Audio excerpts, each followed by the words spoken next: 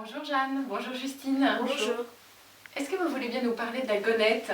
Oui, eh bien c'est une monnaie locale complémentaire, 1 euro égale une gonette, qui va être lancée le 7 novembre sur Lyon et la région, à l'instar des 30 autres qui existent déjà en France, de la trentaine en préparation, et puis de toutes celles qui ont déjà vu le jour en Europe.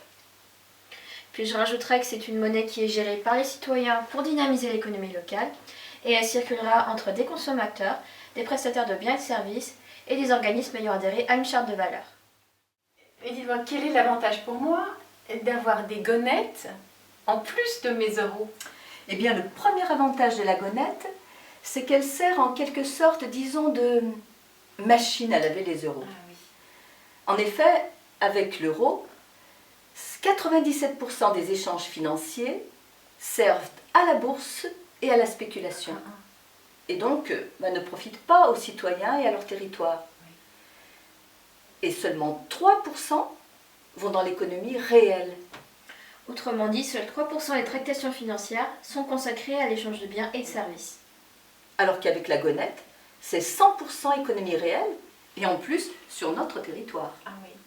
Et donc c'est faire circuler la monnaie dans une économie réelle et non spéculative. Voilà. Et les gonettes échangées contre des euros Oui. seront déposées dans une banque éthique et solidaire qui privilégiera le financement des entreprises locales à valeur humaine et écologique. Ah d'accord. Et donc l'avantage des monnaies locales, c'est qu'avec elles, mes achats profitent aux acteurs locaux du bassin d'activité de Lyon et de Villefranche plutôt qu'au marché financier. Eh bien oui, puisque la gonette sert essentiellement à relocaliser l'économie. Donc ça évite des transports néfastes pour la planète, ça développe l'emploi et ça augmente la richesse.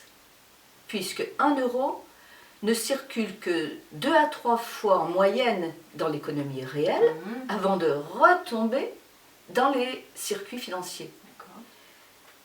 Alors qu'une monnaie locale comme la gonette circule 4 à 10 fois plus.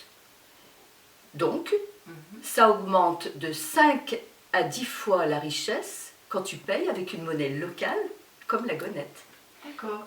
Et puis elle multiplie les liens entre les personnes. Donc cette monnaie a une vraie valeur ajoutée, écologique et sociale.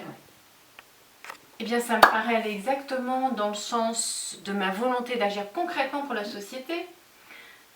Mais au fait, comment je me procure les gonettes?